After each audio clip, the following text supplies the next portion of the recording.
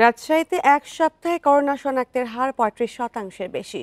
শুধু সোম এবং মঙ্গলবার ২৬টি নমুনার ১৩টিতেই কোভিড ভাইরাস ধরা পড়েছে। আক্রান্তরা বেশিরভাগ চিকিৎসা সেবায় জড়িত। এতে উদ্বেগের কিছু না দেখলেও স্বাস্থ্যবিধি মেনে চলার পরামর্শ বিশেষজ্ঞদের। আর এ নিয়ে আরও জানাতে রাজশাহী থেকে যুক্ত হচ্ছেন সহকর্মী মুস্তাফিজুর রহমান। মুস্তাফিজুর, করোনা সংক্রমণের সর্বশেষ পরিস্থিতি কি এবং কোন বয়সের মানুষদের করোনা বেশি আক্রান্ত হচ্ছে? এই ঈদে জামা জুতো অ্যাক্সেসরিজের ডিসকাউন্ট।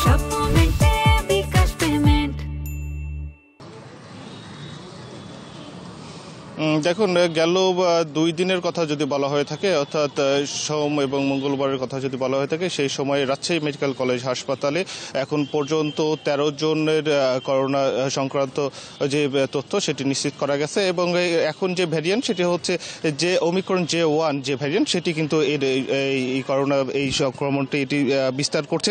এবং এক্ষেত্রে বলা যেতে পারে যে যেই ১৩ জন আক্রান্ত হয়েছেন এর মধ্যে কিন্তু ৫ জনই চিকিৎসক রয়েছেন এবং এর মধ্যে ৩ জন রয়েছেন চিকিৎসা সংক্রান্ত, যা অর্থাৎ ল্যাব অ্যাসিস্ট্যান্ট ছিলেন, এরকম ৩ জনও কিন্তু আক্রান্ত হয়েছেন।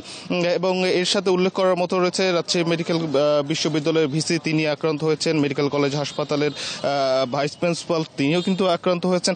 এবং বলা যাচ্ছে যে এখানে যারা সাধারণ মানুষ আক্রান্ত হয়ে মূলত চিকিৎসা নিতে আসছেন এবং সেই কিন্তু চিকিৎসকরা এই করোনায় সংক্রমিত হয়েছেন, এটি কিন্তু ধারণা করা হচ্ছে।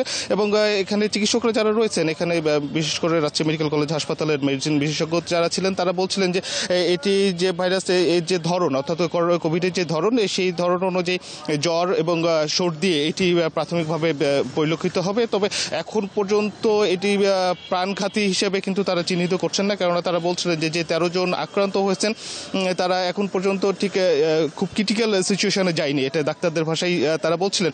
এবং যার ফলে এখন পর্যন্ত রাজশাহী মেডিকেল কলেজে তবে এই হারটি বাড়ছে এবং বাড়ছে, এটি একটি শঙ্কার বিষয় যে করোনার যে হার সেটি কিন্তু বাড়ছে। এবং অনেকে যারা আক্রান্ত হয়েছেন তারা নিজেরাই জানেন না তারা কোভিডের পেশেন্ট বা তারা কোভিড রোগে আক্রান্ত হয়েছেন, এটি কিন্তু অনেকেই জানেন না। তারা খুব সাধারণভাবে স্বাভাবিকভাবেই তারা এটি যারা আক্রান্ত হচ্ছেন হয়তো ধরে নিচ্ছেন যে তাদের সাধারণ জ্বর বা সর্দি হয়েছে, এইভাবেই কিন্তু তারা ওষুধ খেয়ে নিরামনের চেষ্টা করছেন, অর্থাৎ নিজের অজান্তে তার শরীরে এই জীবাণু বহন করছে, এটি কিন্তু এবং আশেপাশে মানুষ কিন্তু সংক্রমিত হচ্ছে, এটি কিন্তু এখন হচ্ছে। এবং এখানে যারা চিকিৎসকরা রয়েছিলেন তারা বলছিলেন যে এখান থেকে সবচেয়ে বড় যে বিষয়টি সেটি হচ্ছে সচেতনতা। এবং সচেতনতা যে বিষয়টি দাঁড়িয়েছে, এখন মানুষ নিজেই জানে না তার এই রোগটি হয়েছে বা সে এই রোগে আক্রান্ত হয়েছে, যার ফলে সে যে সচেতন হবে সেটিও কিন্তু সে নিজের অজান্তে সে বুঝতে পারছে না সে সচেতন হবে কিনা।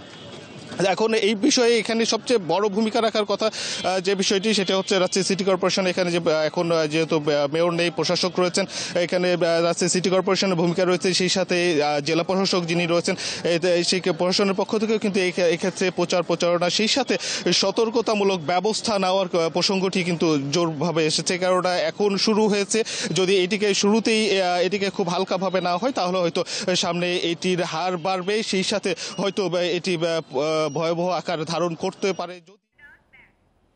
বাড়ছে করোনা সংক্রমণ এবং সেই বিষয়ে জানাচ্ছিলেন সহকর্মী মুস্তাফিজুর রহমান।